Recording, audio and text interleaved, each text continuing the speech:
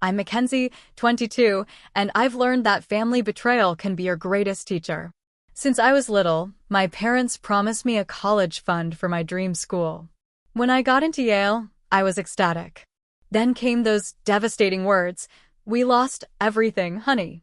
But something felt off about their story. 2 months later, I overheard them congratulating my brother Nathan on his fully funded startup using MY college money. What they didn't realize, I'd already set my counterplan in motion. Before I share how my world collapsed and how I turned this betrayal around, let me know where you're watching from. Drop a comment and subscribe if you want to see how I transformed this nightmare into my greatest success story. Growing up in suburban Boston, I was always the responsible one. From kindergarten, when I'd organize my crayons by color spectrum, to high school when I'd study until 2 a.m. for exams, I had a one-track mind focused on academic excellence. My parents seemed to appreciate this about me. Dad, Robert, was a regional sales manager for a pharmaceutical company who loved telling his colleagues about his genius daughter. Mom, Diana, worked part-time as an accountant and spent hours helping me with math homework, beaming when I'd catch on quickly. "You're going to make us proud someday, Mackenzie," they'd say. "You're going to change the world." I believed them. I believed everything they told me, especially when they started my college fund when I was just 7 years old. "We're putting away money every month," Mom explained, showing me the special folder where she kept the statements. "By the time you're ready for college, you'll be able to go anywhere you want. Harvard, Yale, Princeton. The sky's the limit." That promise shaped my entire childhood and adolescence. While other kids were playing video games or hanging out at the mall, I was building my resume. Debate team captain, science fair winner, volunteer at the local hospital, all while maintaining a perfect 4.0 GPA. The college fund wasn't just money to me, it was physical proof that my parents believed in me, that all my hard work would eventually pay off. Then there was my brother Nathan, younger by 3 years and as different from me as summer from winter. Where I was disciplined, he was spontaneous. Where I was cautious, he was reckless. Where I planned, he improvised. And my parents absolutely adored him for it. "Nathan's just so full of life," Mom would gush after he'd come home with another mediocre report card. "Not everyone is built for academics. He's a people person. He's going to make connections and go places." I didn't resent him for being different. What I did notice, however, was the pattern of my parents bailing him out of every sticky situation while expecting me to handle everything perfectly on my own. When Nathan totaled his first car 6 months after getting his license, my parents bought him a newer, better one the following week. "He learned his lesson," Dad said. Meanwhile, I had saved for 3 years to buy my used Honda Civic. When Nathan failed his senior year English class and nearly didn't graduate, Mom spent 2 weeks negotiating with his teacher and the principal. "The educational system just doesn't recognize different learning styles," she explained. When I got my first A in AP chemistry, the question was, "Did you not study enough?" Still, I never doubted they loved me. I just thought they had different expectations for us based on our different personalities and strengths. They never missed my debate competitions or award ceremonies. They hung every certificate and medal on the living room wall. And most importantly, they kept contributing to that college fund, the physical manifestation of their belief in my future. By my senior year of high school, I had my sights set on Yale. Their biochemistry program was among the best in the country, and I'd already connected with a professor whose research in enzyme catalysis perfectly aligned with my interests. I applied early decision, spent weeks perfecting my essays, and prepared meticulously for my alumni interview. The day the acceptance letter arrived, I screamed so loud our neighbor called to check if everything was okay. My parents took me out to dinner at the fanciest restaurant in town. Mom got teary-eyed as she raised her glass in a toast. "To Mackenzie," she said. "Yale won't know what hit them." That night, Dad sat me down to talk about finances. According to him, My college fund had grown to just over $150,000. Not enough to cover 4 years at Yale completely, but enough to make it feasible with scholarships and maybe some part-time work. "We always knew you'd aim high," he said, patting my shoulder. "That's why we started saving so early." I spent the next few months in a state of pure excitement. I joined Yale Facebook groups, selected my dorm preferences, corresponded with my assigned roommate, and started researching student organizations I might join. I was particularly interested in the undergraduate research program that would allow me to work alongside graduate students and professors. The summer after graduation was a blur of preparation. Mom helped me shop for dorm essentials, extra-long twin sheets, a desk lamp, a small refrigerator. Dad advised me on which laptop would best suit my needs for the next 4 years. Even Nathan seemed happy for me, though he had decided to take a gap year to find himself before maybe enrolling in community college. Looking back, I should have noticed the subtle changes in my parents' behavior during those months. The way Mom would change the subject whenever I brought up my class schedule. The hushed conversations that would stop abruptly when I entered a room. The increasing frequency with which Nathan and Dad were having business discussions behind closed doors. But I was too caught up in my own dreams and plans, too trusting, too naive to imagine that the people who had encouraged my ambitions for so long could be plotting to undermine them just as they were about to become reality. I was 2 weeks away from move-in day when everything fell apart. Family meeting in the living room. Dad's voice carried up the stairs to my bedroom where I was organizing my textbooks. I had already purchased and started reading my first semester materials, determined to get ahead. His tone seemed unusually grave, but I figured it was just another discussion about logistics for the drive to New Haven. When I came downstairs, Mom was sitting stiffly on the edge of the sofa, her hands clasped tightly in her lap. Dad stood by the fireplace, arms crossed. Nathan slouched in the armchair, scrolling through his phone with a bored expression. "Put the phone down, Nathan." "This is serious," Dad said. Nathan rolled his eyes, but complied. "What's going on?" I asked, a flutter of anxiety rising in my chest. "Is everyone okay?" Mom and Dad exchanged a look I couldn't quite interpret. Dad cleared his throat. "Mackenzie, honey, there's no easy way to say this," he began. "There's been a situation with your college fund." The room seemed to tilt slightly. "What kind of situation?" "We lost it," Mom blurted out, her voice cracking. "We lost everything, honey." My mind went blank for a moment.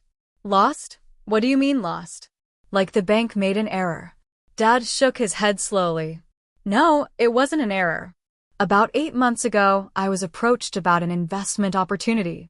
A sure thing, or so I thought. A chance to significantly increase your college fund before you started at Yale." I told him it was risky, Mom interjected, throwing Dad an accusatory glance. But he was convinced. "It was a real estate development," Dad continued. "A commercial property downtown. All the projections looked incredible.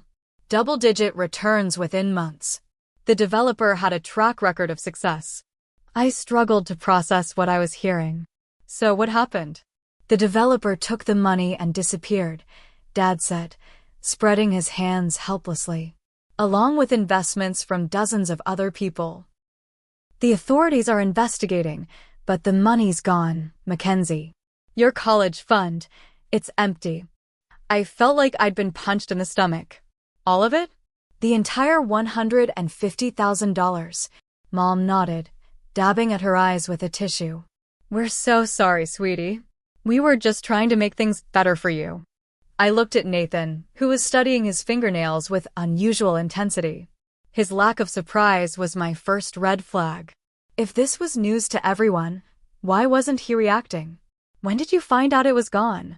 I asked, fighting to keep my voice steady. "About 3 weeks ago," Dad answered. "We've been sick about it, trying to figure out what to tell you, how to fix this." 3 weeks. I repeated. "And you're just telling me now?" 2 weeks before I'm supposed to move to New Haven. "We kept hoping for a miracle," Mom said weakly. that the authorities would find the money or the school would offer more financial aid. My mind was racing, shifting instantly into problem-solving mode. Okay, so we'll need to look at additional loans.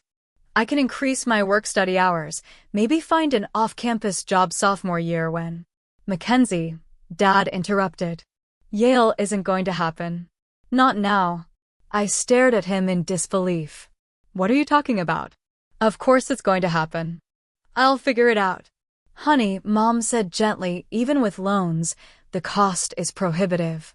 We're talking about nearly $80,000 a year. I have scholarships, I argued. And I can apply for more.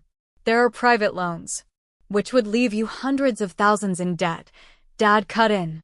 Be reasonable, Mackenzie. There are other options. Massachusetts State has a good science program. Or you could do 2 years at community college and transfer. Save money while living at home.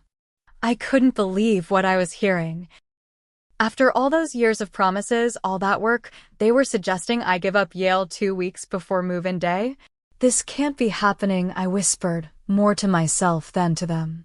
Nathan finally spoke up. It's just a school, Mac. Not the end of the world. I shot him a look that could have frozen fire. Easy for you to say. You don't even want to go to college. That's not fair, Mom said. Your brother has different aspirations. Apparently his aspirations get funded no matter what, I snapped, noticing the new gaming setup in the corner of the room that definitely hadn't been there last week. Dad's expression hardened. That's enough, Mackenzie. We're all upset, but there's no need for that tone. We're trying to be practical here. I took a deep breath, forcing myself to calm down. Arguing wouldn't solve anything. I needed to think. I need some time, I said finally. I need to figure this out. Of course, Mom nodded eagerly, relieved by my more measured response. Take all the time you need. Just be realistic, okay? I spent that night wide awake, researching every possible financial option. I emailed Yale's financial aid office explaining my situation and asking for an emergency meeting. I applied for every last-minute scholarship I could find. I calculated budgets based on different loan amounts and work hours. By morning, I had a plan. It wasn't perfect, but it was something. I would still go to Yale, but it would be a very different experience than I'd imagined. Maximum loans, maximum work study, a part-time job on weekends, no spring break trips, no eating out, no new clothes. Basically, for years of extreme frugality. The financial aid officer was sympathetic but limited in what she could offer on such short notice. They increased my scholarship slightly and helped me process the federal loans, but it wasn't nearly enough to cover the shortfall. My parents' reaction to my determination was strange.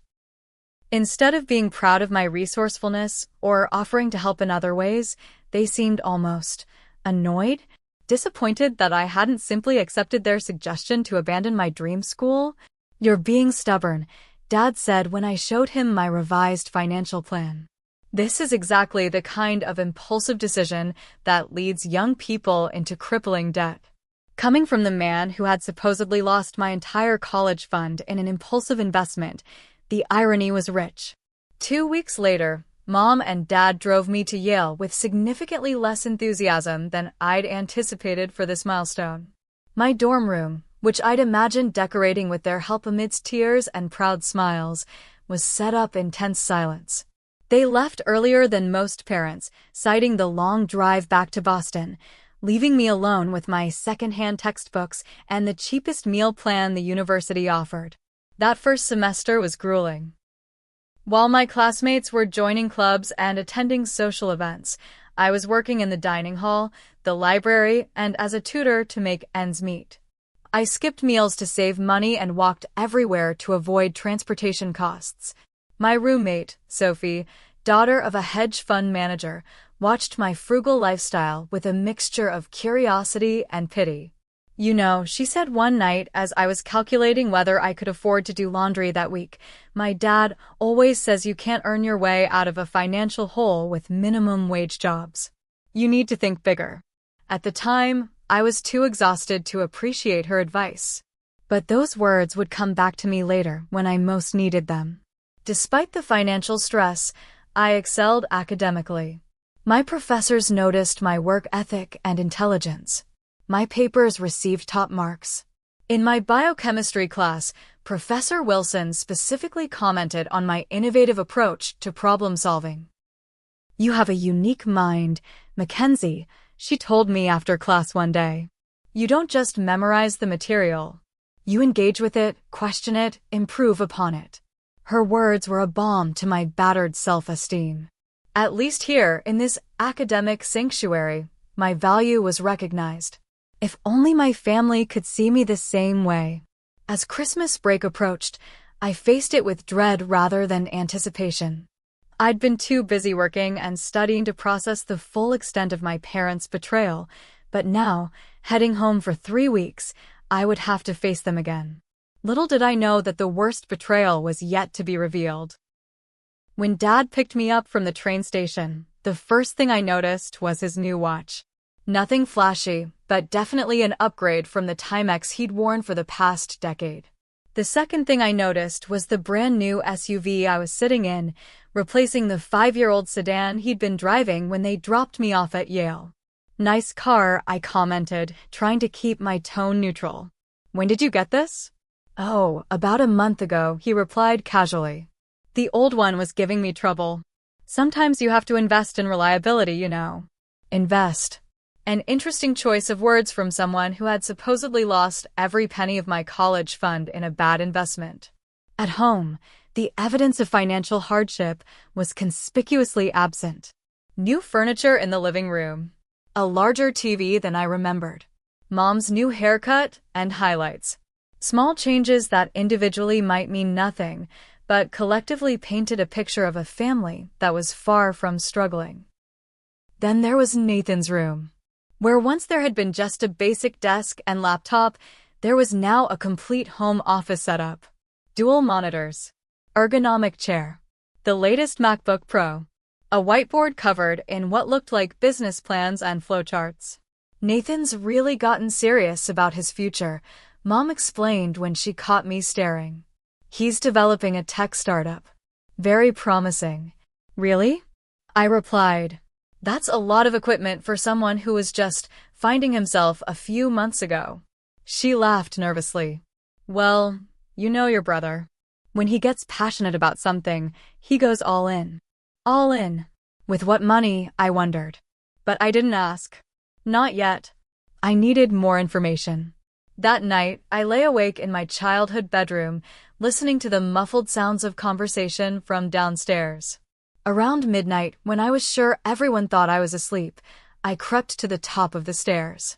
She seems to be doing fine, I heard Dad saying.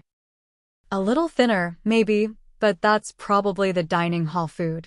Do you think she suspects anything? That was Mom, her voice tense. Why would she? As far as she knows, we're victims too. Besides, she's too busy with her precious Yale to pay attention to what's happening here. There was the sound of ice clinking in a glass. Then Nathan's voice. When are we going to tell her about Digital Apex? She's going to find out eventually. Digital Apex? I'd never heard that name before. We'll tell her when there's something to tell, Dad replied. Once you're profitable, she'll understand why we made the decision we did. She's smart enough to recognize a good investment when she sees one. Mom made a sound of agreement. Exactly. What good is an Ivy League education in today's economy anyway? Nathan's building something real. Something tangible. In 5 years, he could be the next Mark Zuckerberg. And then we can pay for Mackenzie's student loans 10 times over, Nathan added, sounding pleased with himself. She'll thank us then. I gripped the banister so hard my knuckles turned white. They hadn't lost my college fund in a bad investment. They had deliberately taken it to fund Nathan's startup venture. They had lied to my face, watched me scramble to piece together loans and scholarships, seen me off to a life of financial stress and hardship, all while secretly believing they'd made the right choice to prioritize Nathan's business idea over my education. I still think we should have told her the truth, Nathan said, surprising me slightly. She's going to be really angry when she finds out. What's she going to do? Dad scoffed. Sue us? The money was in our names, legally. Besides, she's always been the sensible one. Once Digital Apex takes off, she'll see this was the smart play. Education is overrated in the digital age. Look at all the college dropouts who've become billionaires. Robert's right, Mom chimed in. Nathan, you have a real gift for business. Mackenzie has book smarts, different kinds of intelligence. We're just investing where we'll see the biggest return. I'd heard enough. I crept back to my room, heart pounding with rage and betrayal. The pieces were fitting together now. The new possessions, the lack of guilt, the dismissal of my academic achievements as mere book smarts. In that moment, I made a decision. I wouldn't confront them. Not yet. Knowledge was power, and I needed more of both. The next morning, I casually asked Nathan about his new computer equipment. Looks like you've got quite the setup there. What are you working on? He hesitated, glancing toward the kitchen where our parents were making breakfast. Just some app development stuff. Nothing solid yet. That's cool, I said, feigning genuine interest. What kind of app? Nathan's face lit up. Like most people with an idea they think is brilliant, he couldn't resist talking about it when given the opportunity. It's called Digital Apex, a revolutionary social media platform for entrepreneurs and investors to connect. Kind of like LinkedIn meets Shark Tank, you know? Users can pitch their ideas directly to potential investors through video uploads, and investors can browse pitches by industry, funding requirements, all that. Sounds interesting, I nodded. How far along are you? We've got the basic platform architecture mapped out. I'm working with a developer in India to build the MVP. Should be ready for beta testing in a few months. We? I asked innocently. Me and this guy I met during my gap year travels. He's the tech guy, I'm the vision guy. Nathan puffed up slightly. We're going to revolutionize how startups get funded. Over the next few days, I conducted a stealth investigation. When no one was home, I searched for any documents related to Digital Apex. In Dad's home office, I found a folder labeled DA Investment containing bank statements showing multiple transfers from an account I recognized, my college fund account, to a new business account named Digital Apex LLC. I took photos of everything with my phone. I recorded a subsequent conversation where my parents and Nathan discussed the business. I saved emails I found on our shared family computer where Dad referred explicitly to using Mackenzie's college money because she can take out loans like everyone else. I compiled all this evidence meticulously, not yet sure how I would use it, but certain that I would need it someday. I also reached out to a legal aid service at Yale to understand my options. What I learned wasn't encouraging since the account was in my parents' names. Legally, I had limited recourse unless I could prove the money had been explicitly designated for my education in some binding way. By the time I returned to Yale for the spring semester, I had a comprehensive understanding of my parents' betrayal and a simmering determination to somehow make things right. What I didn't have was a plan. That would come later, courtesy of an unexpected mentor and an opportunity that would change everything. Back at Yale, I threw myself into my studies with even more intensity than before. If I couldn't control my financial situation, at least I could excel academically. I signed up for the most challenging courses, volunteered for extra lab hours, and rarely slept more than 5 hours a night. It wasn't a healthy coping mechanism, but it kept my mind off the betrayal. In my advanced biochemistry class, Professor Sarah Wilson noticed my dedication and my exhaustion. Mackenzie, could you stay after class for a moment? She asked one day in February. I worried she was going to tell me to ease up, that my perfectionism was becoming concerning. Instead, she offered me an opportunity. I've been watching your work this semester, she said. You have an exceptional mind, particularly for seeing connections others miss. I'm leading a research project on enzyme catalysis for targeted drug delivery, and I think you'd be a valuable addition to the team. It comes with a stipend. The stipend wasn't huge, $2, $000 for the semester, but it was more than I was making at the dining hall, with better hours. More importantly, it was a chance to do meaningful work in my field of interest. I'd be honored, I told her. Thank you for considering me. Don't thank me, she replied with a small smile. This isn't charity. I need bright minds on this project. Working in Professor Wilson's lab changed everything. For the first time since discovering my parents' betrayal, I felt valued for my intelligence and work ethic. The graduate students treated me as an equal despite my undergraduate status. Professor Wilson trusted me with increasingly complex tasks and always listened carefully to my ideas. One evening, as we were analyzing some particularly promising data, I found myself sharing my story with her. I hadn't planned to, it just came pouring out after she asked why someone as talented as me was working 3 jobs while trying to maintain a perfect GPA. To my surprise, she didn't offer pity. Instead, she offered perspective. That's a terrible betrayal, she acknowledged. But I have to ask, what are you going to do with it? Let it destroy you or use it as fuel? What do you mean? She gestured around the lab. Science is full of stories like yours. Marie Curie worked as a governess to fund her sister's medical education before she could pursue her own studies. Countless brilliant minds have overcome financial obstacles and family disapproval. The question is, what will your story be? Her words struck a chord. Up until then, I'd been reacting to my parents' betrayal, to my financial constraints, to the unfairness of it all. I hadn't been proactive in shaping my own future beyond trying to stay afloat. You're too focused on what was taken from you, Professor Wilson continued. Start thinking about what you can create instead. That night, I couldn't sleep. My mind was racing with a new perspective. Nathan's startup was likely to fail. I had done enough research to know that his idea wasn't unique and his technical knowledge was limited. But what if I could create something successful? Something that would not only secure my financial future, but prove to my parents that they had bet on the wrong child? The next day, I approached Professor Wilson with a question. The enzyme modification technique we've been developing, does it have commercial applications beyond the current research? She looked intrigued. Potentially, yes. Why do you ask? I've been thinking about the precision targeting system. If we could adapt it for cosmetic formulations, couldn't it revolutionize how active ingredients are delivered to specific layers of skin?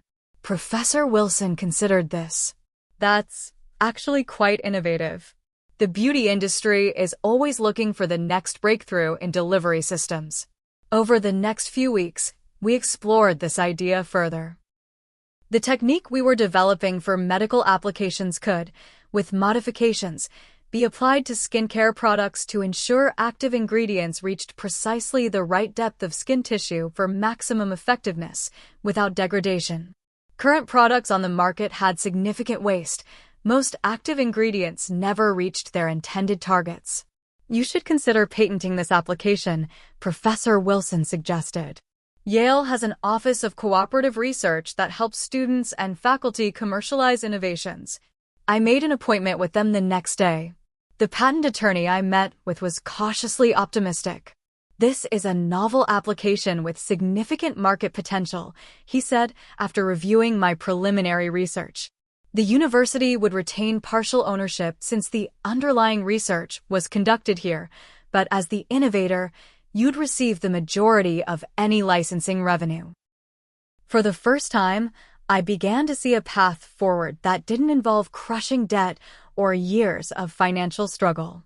But I needed more than just a patent. I needed business knowledge, connections, and resources.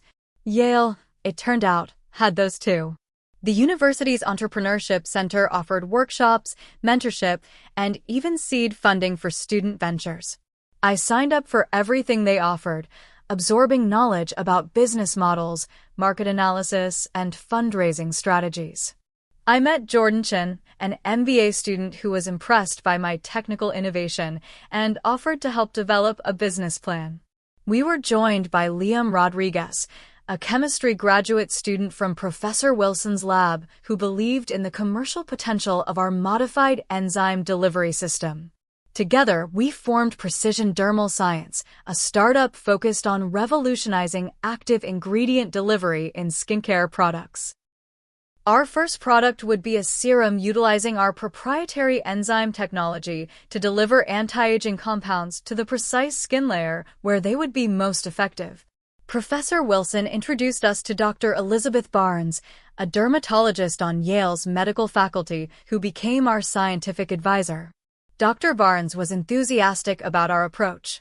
The biggest challenge in dermatological products is getting the active ingredients where they need to go, she explained. If your system works as you've described, it could be game-changing. With Dr. Barnes' guidance, we refined our formulation and conducted small-scale laboratory tests. The results exceeded even our optimistic projections. Our delivery system was getting nearly 5 times more active ingredient to the target skin layer than leading commercial products. Meanwhile, I continued gathering evidence about my parents' misappropriation of my college fund. I learned that Nathan's digital Apex had burned through nearly $50,000 in 6 months with nothing to show for it but an incomplete website and some generic logo designs. My father had transferred another $30,000 to the business account in March. At this rate, my entire college fund would be gone before I finished sophomore year. I could have confronted them then, but something held me back. Maybe it was Professor Wilson's advice about focusing on creation rather than loss. Maybe it was the growing excitement I felt about precision dermal science. Or maybe I just wanted to wait until I had something concrete to show them, proof that they had made the wrong bet. In April, Yale's Entrepreneurship Center hosted its annual innovation competition. Jordan, Liam, and I entered Precision Dermal Science, competing against 30 other student ventures for a $25,000 prize and mentorship from successful alumni entrepreneurs. We worked tirelessly on our pitch, refining our presentation and preparing for every possible question. I channeled all my anger, determination, and need to prove myself into that presentation. This wasn't just about winning a competition, it was about validating my worth. The day of the competition, I stood before the judges, a panel of venture capitalists and successful entrepreneurs, and delivered the most important presentation of my life. I explained the science in accessible terms, demonstrated the market opportunity with compelling data, and outlined our roadmap to commercialization with confidence and clarity. When they announced Precision Dermal Science as the winner, I almost couldn't believe it. The judges cited the combination of genuine scientific innovation, clear market need, and our team's passionate expertise as the deciding factors. That night, as Jordan, Liam, and I celebrated our victory, my phone lit up with a text from Nathan, "Congrats on your science fair win." Meanwhile, Dad just invested another $20K in digital Apex. We're meeting with real investors next month. I smiled to myself. If only he knew that one of the science fair judges had already connected us with her venture capital firm for a potential seed investment discussion. If only he knew that Dr. Barnes had introduced us to 3 cosmetic companies interested in our technology. If only my parents knew that the child they had dismissed and defrauded was building something with far more potential than they could imagine. But they would know soon enough. I was no longer in a rush to confront them. Now, I wanted to wait until I had something truly impressive to show for my efforts. Something that would make their betrayal all the more foolish in retrospect. As Professor Wilson had suggested, I was using their betrayal as fuel. And that fuel was powering something extraordinary. Summer arrived, and with it a decision. I had been offered a prestigious internship at a pharmaceutical company in San Francisco, the kind of opportunity most biochemistry students would kill for. But I also had precision dermal science, which needed my full attention if it was going to succeed. Take the risk, Professor Wilson advised when I sought her counsel. Internships come and go. But how often do you get a chance to build something that's truly yours? I turned down the internship and instead applied for summer housing at Yale, using part of our competition winnings to cover the cost. Jordan, Liam, and I converted a small rented space near campus into our makeshift headquarters, complete with a basic laboratory setup for continued product development. The venture capital firm that had expressed interest after the competition came through with $150,000 in seed funding in exchange for a 10% equity stake. It was a fair deal that allowed us to maintain control while giving us the resources to accelerate our progress. We used the money strategically, filing our patent application, upgrading our lab equipment, commissioning formal clinical testing of our prototype, and hiring a part-time marketing consultant who specialized in beauty tech startups. I avoided going home that summer, telling my parents I had research opportunities that required me to stay at Yale. It wasn't exactly a lie. What I didn't tell them was that the research was for my own company, or that I was now living in an apartment with running water but no air conditioning because we were putting every available dollar into the business. Nathan came to visit me once, ostensibly to see the campus, but really to boast about Digital Apex's progress. "We're this close to launching the beta version," he told me over coffee at a campus cafe. Dad's connections have been incredible.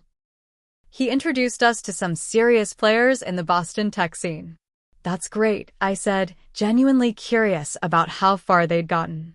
"How many users do you have signed up for the beta?" He shifted uncomfortably. "Well, we're still building the pre-launch list. But we've got a killer social media strategy ready to go." Translation: 0 users, no functional product, just lots of expensive plans and dwindling capital. I felt a twinge of sadness beneath my resentment. Nathan wasn't a bad person, just entitled and overconfident. And my parents had fed that entitlement at my expense. "What about you?" he asked, clearly ready to change the subject. "Still working in labs for extra credit?" I smiled. "Something like that." I didn't tell him about precision dermal science. I didn't mention the venture capital funding or the promising early clinical results or the 3 cosmetic companies that were now actively courting us for potential licensing deals. Let him. And through him, my parents continued to underestimate me. The revelation would be all the sweeter. By August, we had reached a critical milestone. Our clinical testing showed that our delivery system outperformed all existing market solutions by a significant margin. We had scientific proof that our technology worked. Jordan leveraged this data to secure meetings with executives from leading skincare companies. In one particularly promising meeting, the R&D director of a major cosmetics conglomerate leaned forward after our presentation and said, "This is exactly what we've been looking for. How soon can we discuss licensing terms?" We were suddenly facing a pivotal decision: license our technology to established brands or develop and market our own product line. Each path had its advantages and risks. Licensing means immediate revenue with minimal additional investment, Jordan argued during one of our strategy sessions. We could be profitable within months. But developing our own brand means controlling how the technology is used and marketed, Liam countered, and potentially much higher returns long-term. I listened to both perspectives, weighing them carefully. Then I thought about what had driven me to this point, not just the desire for financial success, but the need to create something meaningful that validated my worth. What if we do both? I suggested. License the technology for specific applications to generate immediate revenue, but reserve the rights to develop our own signature product line. It was an ambitious strategy that would require careful negotiation and ironclad contracts, but Jordan's business acumen and our growing network of advisors made it feasible.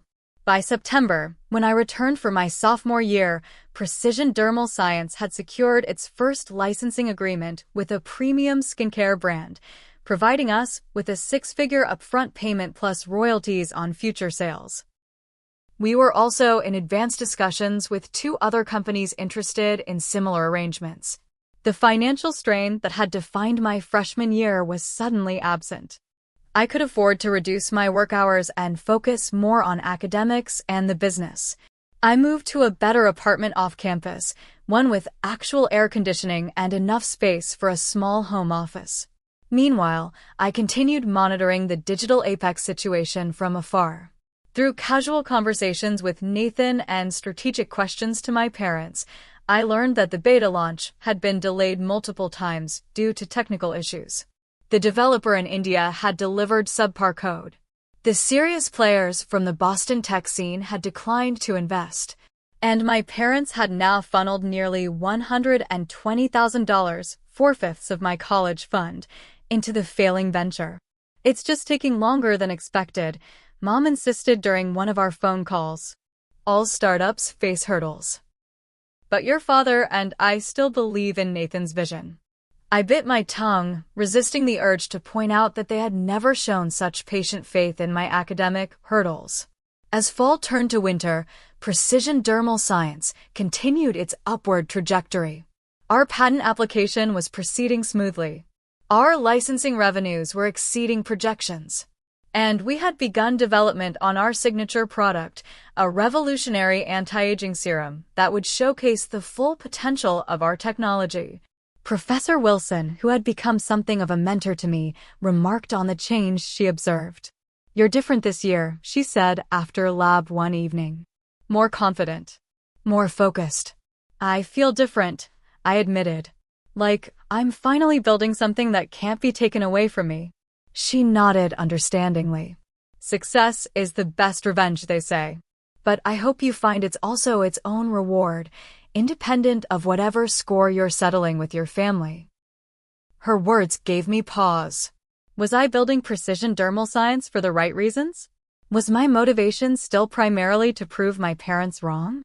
I reflected on this question during the following weeks. The truth was more complex than simple revenge. Yes, I wanted to show my parents the magnitude of their mistake. But I had also discovered a genuine passion for entrepreneurship, for seeing an idea transform into reality, for solving problems in innovative ways, for creating value where none existed before. Perhaps the greatest gift of my parents' betrayal was that it had pushed me to discover this part of myself sooner than I might have otherwise.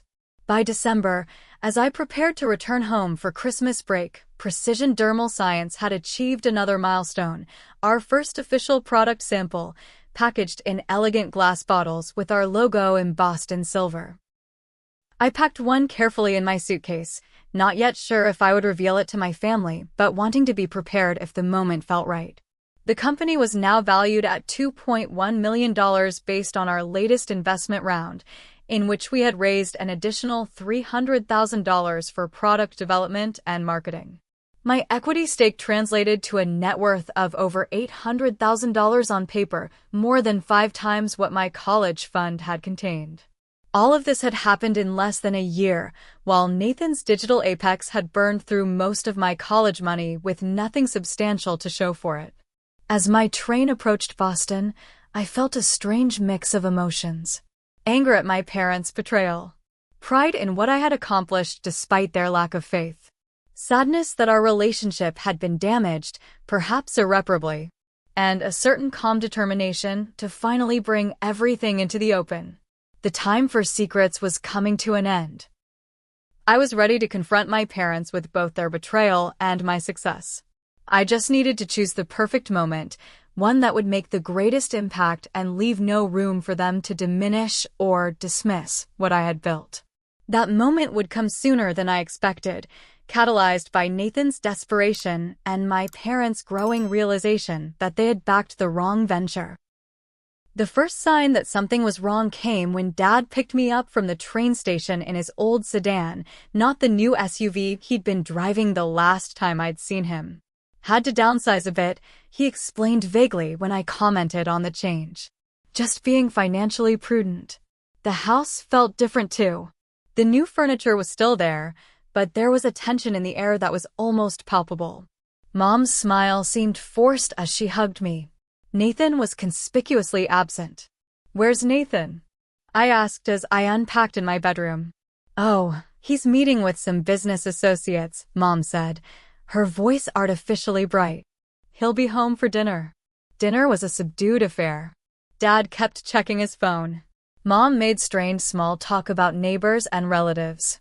When Nathan finally arrived, his eyes were red-rimmed and his shoulders slumped in defeat. "How did the meeting go?" Dad asked immediately. Nathan threw himself into a chair. "How do you think it went?" Same as all the others. Interesting concept, but not differentiated enough from existing platforms. Come back when you have significant user traction.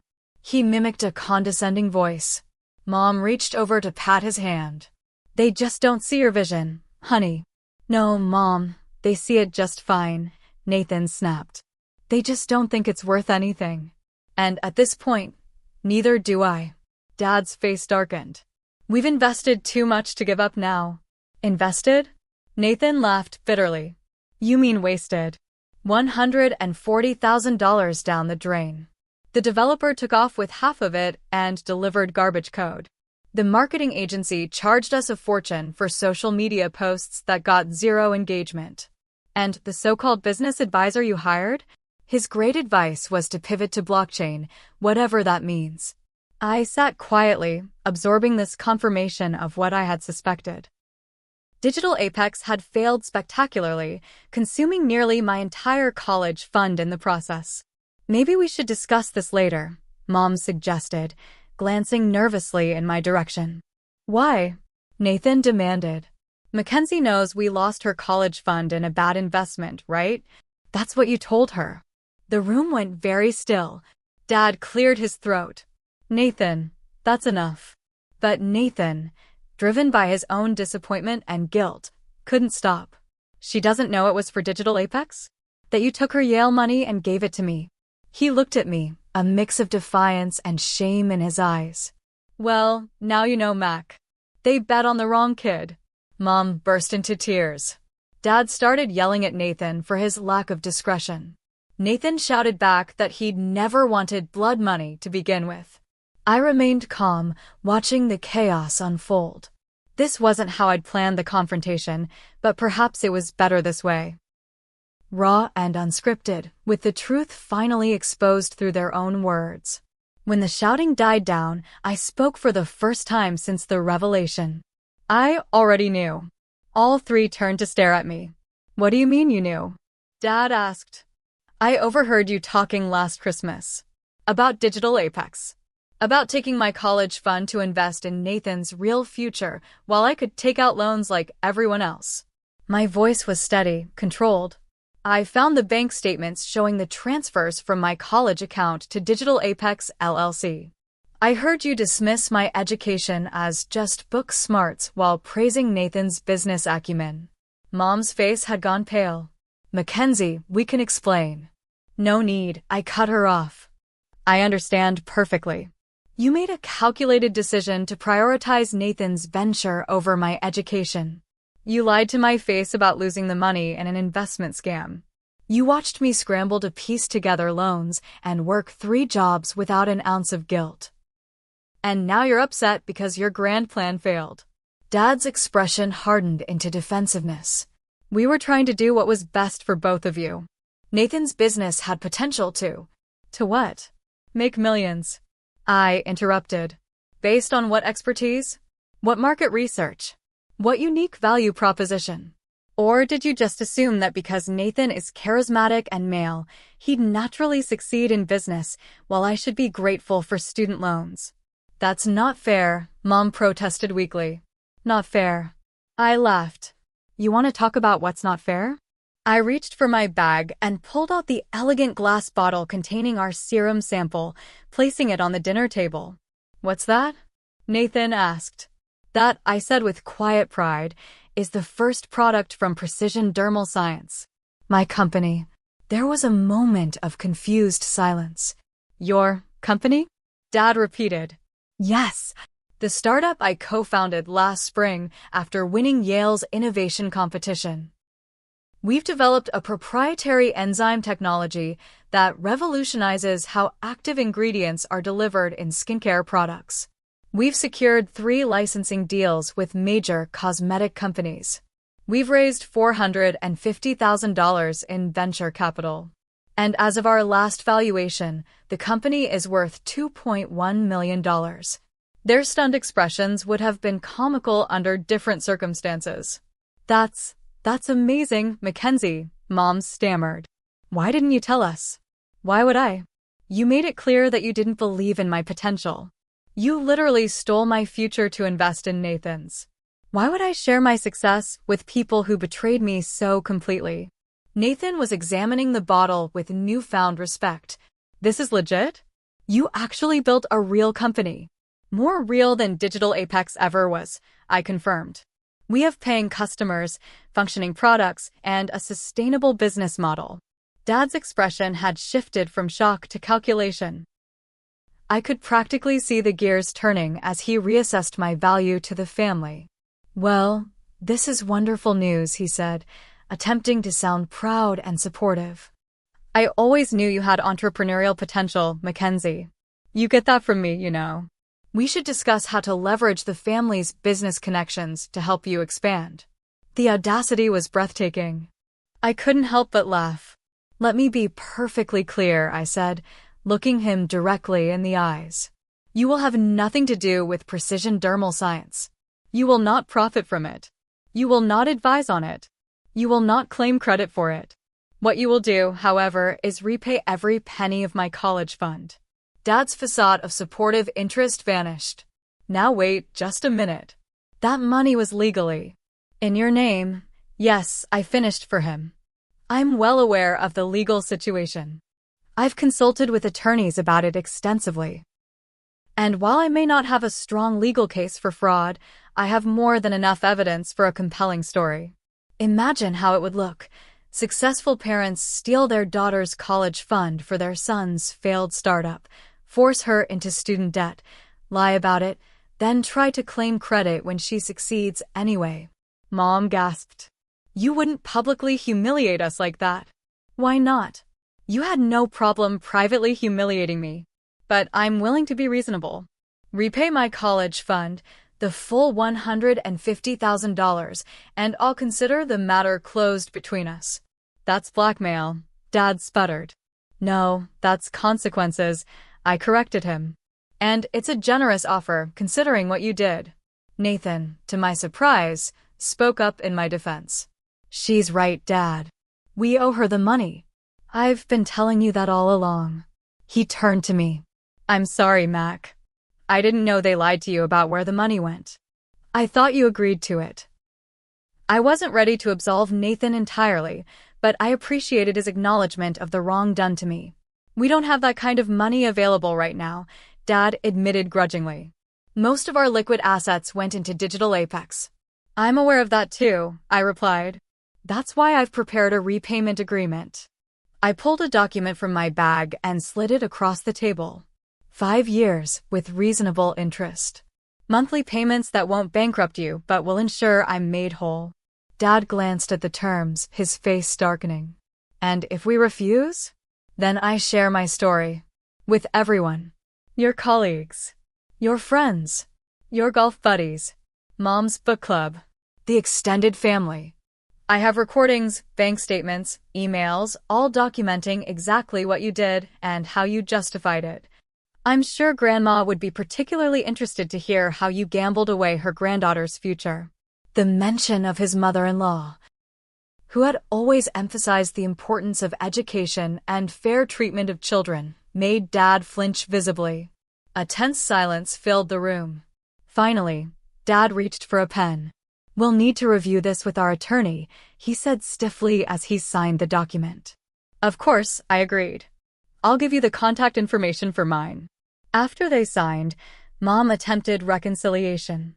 Mackenzie, I hope someday you can forgive us. We truly thought we were making the best decision for the family. No, I corrected her gently.